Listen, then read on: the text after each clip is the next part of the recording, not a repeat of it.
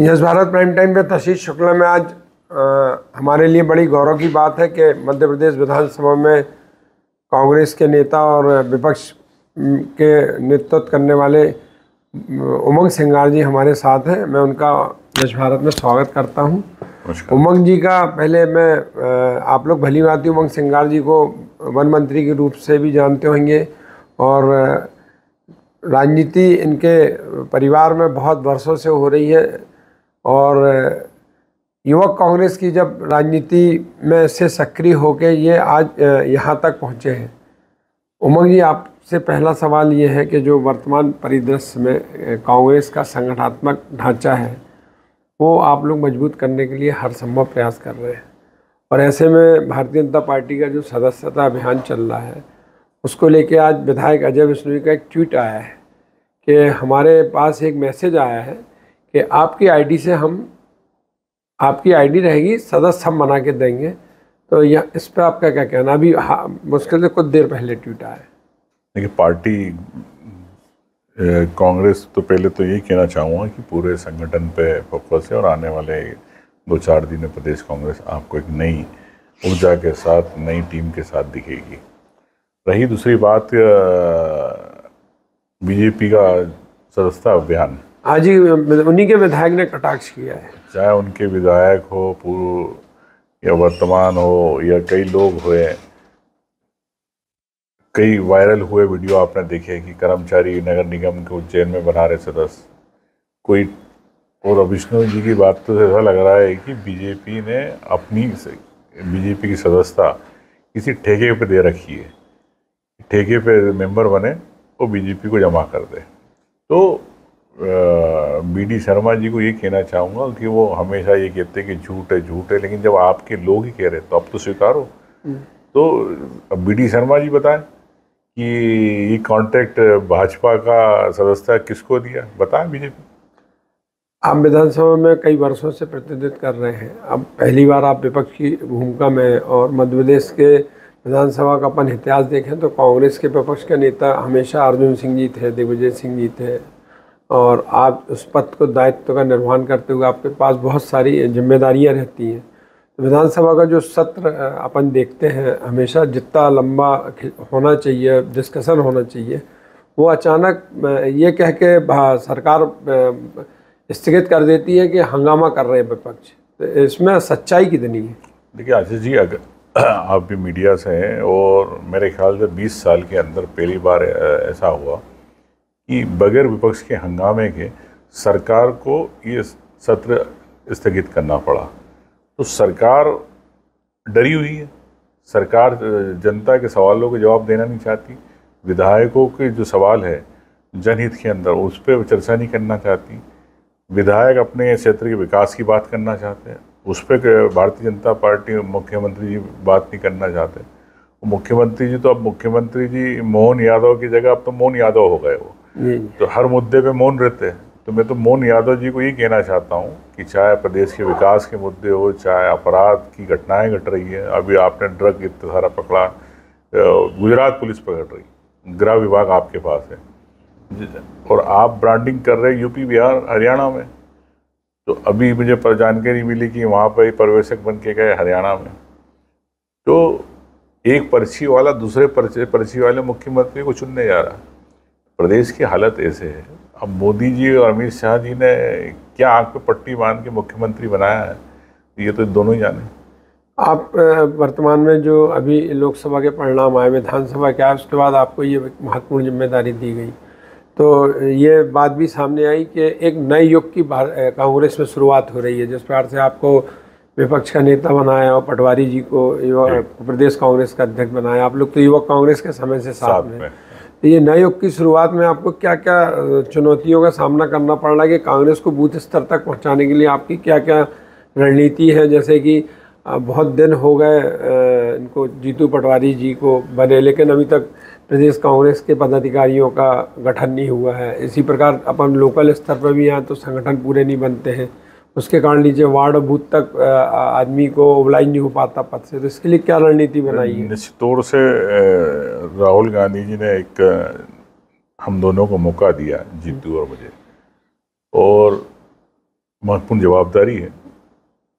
और निश्चित तौर से प्रदेश में एक युवा है जो कांग्रेस से जुड़ा है, कांग्रेस की आशा भरी नज़र से देखता है।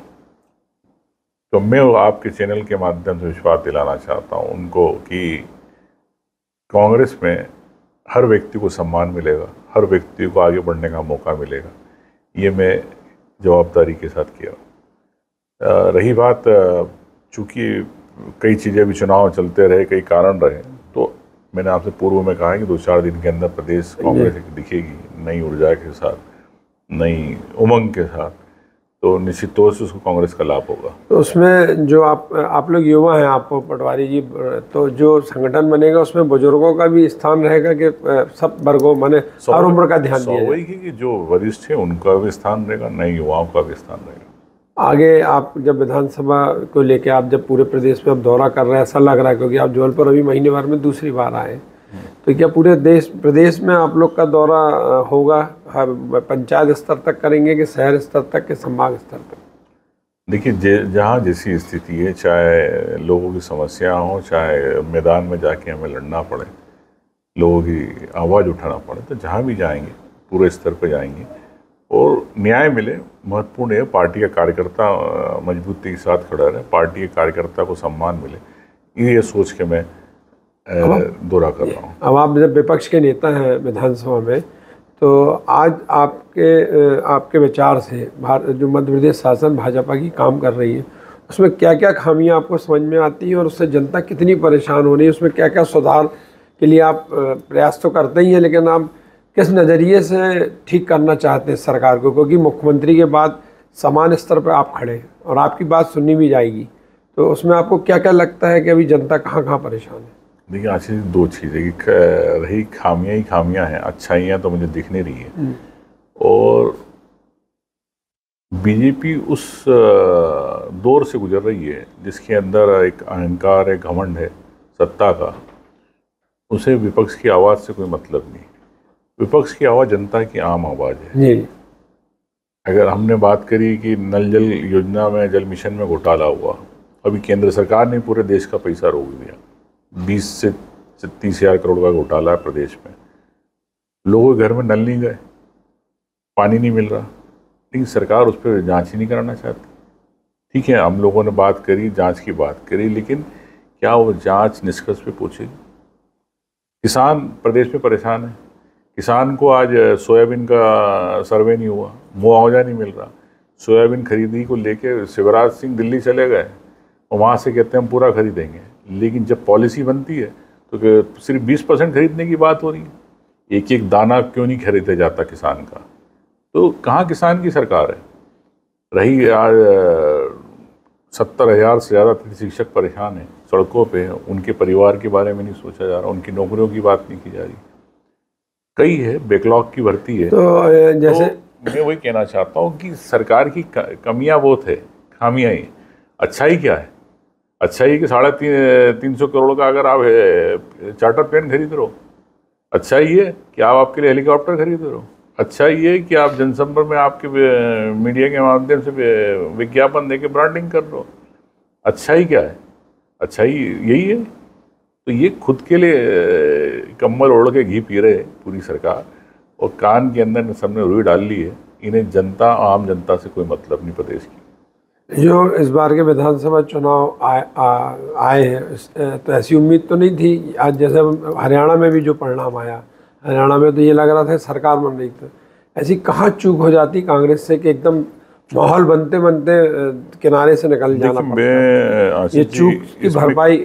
कांग्रेस की बात किसी पार्टी पॉलिटिक्स की बात नहीं है, एक लोकतंत्र की बात है।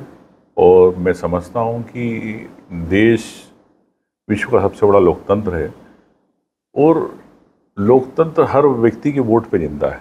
लेकिन आज आम मतदाता को उसका वोट डालने के बाद तो ये मालूम रहता है कि उसको कांग्रेस में जा रहा, बीजेपी में जा रहा, लेकिन अगर वो वेरीफाई कराना चाहता तो ये अधिकार ही नहीं जनता को। क्यों आप वीवीपैट की काउंटिंग नहीं कराना चाहते हो? क्यों डरती है बीजेपी? मैं कई सालों से कहते आ रहा हूँ। आज आप देख रहे हो इजराइल हमास पे हमले हुए तो पेजर को हैक कर रहे, आपके टीवी हैक कर रहे हैं, उसमें ब्लास्ट कर रहे हैं, फ्रिज में हैक कर रहे हैं, ब्लास्ट कर रहे हैं। तो ये क्या है? टेक्नोलॉजी इतनी हो गई कि किसी भी चीज़ को आज कहीं से भी बैठ के उसमें एक सवाल ये भी भाजपा वाले वो करते ईवीएम मशीन को लेके कि कई जगह तो कांग्रेस जीतती है, दूसरे दल भी जीतते हैं। देखिए, मैं वहाँ भी हैक कर सकते हैं। इन्हें सरकार से मतलब होता है, इन्हें किसी की हार जीत से मतलब नहीं होता। एक सत्ता में कैसे रहे, यहाँ पूरा साम दाम करते हैं। और मेरा कहना है कि भारतीय जनता पार्टी इतनी डरती क्यों है? क्यों इनके नेता, जब अमेरिका, कनाडा, बड़े देशों के अंदर सब ईवीएम बंद हो चुकी, तो आज देश को क्या हो सकता है? देश के हर व्यक्ति की जवाबदारी है, अगर जागरूक है, अगर जागरूक मतदाता है, अपने अधिकार की देश की बात करता है, तो सबको आना पड़ेगा। और दूसरे, जब इतने विकसित देशों में बंद हो चुकी, तो आज यहाँ भी ये प्रयास करना चाहिए। मेरा सोचना है कि जब भारतीय जनता पार्टी को पता चले, मध्य प्रदेश की बात करूँ, 230 में अगर 60 सीटें जीत जाए तो बहुत बड़ी बात है। आने वाला समय अपन कांग्रेस का माने स्वाभाविक है। जिस प्रकार से आशा भरी 2.5 से 3 करोड़ वोट कांग्रेस को हमेशा परंपरागत मिलते रहे, तो हम उस वोट को बढ़ाएंगे। अब यहाँ एक महत्वपूर्ण सवाल और आपसे कर रहे हैं, क्योंकि आप विपक्षी नेता हैं। हाँ, परिसीमन होने वाला भी, परिसीमन में भी सत्ता का दखलंदाजी रहती है, तो अपने अपने ढंग से परिसीमन भी नेता लोग करा देते। तो इसके लिए आपकी तैयारी क्या क्या हुई? परिसीमन से कैसे बच के निकलेंगे? देखिए, अब चूँकि परिसीमन में सभी कांग्रेस बीजेपी के सभी लोग रहते हैं, मैं भी कमेटी में हूँ। हाँ। तो भारतीय जनता पार्टी चाहेगी कि उनके हिसाब से हो, लेकिन ठीक है, इसकी लड़ाई लड़ना है, एक तकनीकी रूप से लड़ना है। और आम जनता को कहाँ फ़ायदा है, कहाँ उसको शहर पास पड़ेगा, कहाँ उसको गांव पास पड़ेगा, कहाँ बाज़ार पास पड़ेगा, और कहाँ उसको ब्लॉक पास पड़ेगा, तो ये सरकार को भी सोचना चाहिए कि राजनीतिक हित के अंदर ऐसा व्यक्ति नहीं कि जो अपने ब्लॉक अस्पताल में इलाज कराने नहीं जा पाए। तो ये सब चीज़ों का ध्यान रखना पड़ेगा, क्योंकि प्रशासनिक रूप से भी कई चीज़ें बदलती है। तो बीजेपी राजनीतिक रूप से तो बंटवारे चाहती है, लेकिन प्रशासनिक रूप से भी इस बात को समझना जरूरी है। ये ऐसी कोई बात उमंग जी जो प्रदेश की जनता से आप कहना चाहते हो, हम ना पूछ पाए? देखिए, आपने सब बातें तो सभी पूछ ली, लेकिन मैं यही कहना चाहता हूँ कि प्रदेश की जनता को कि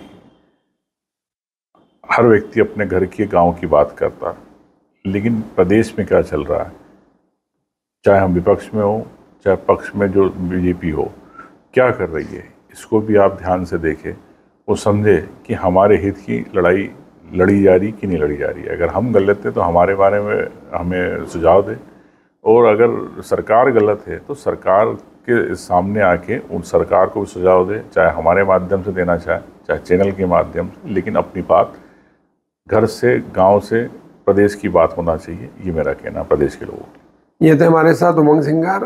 आपने इनकी बात सुनी। अगली बार हम फिर किसी अलग राजनीतिक मामले में किसी महत्वपूर्ण व्यक्ति से मुलाकात आएंगे। तब तक के लिए नमस्कार।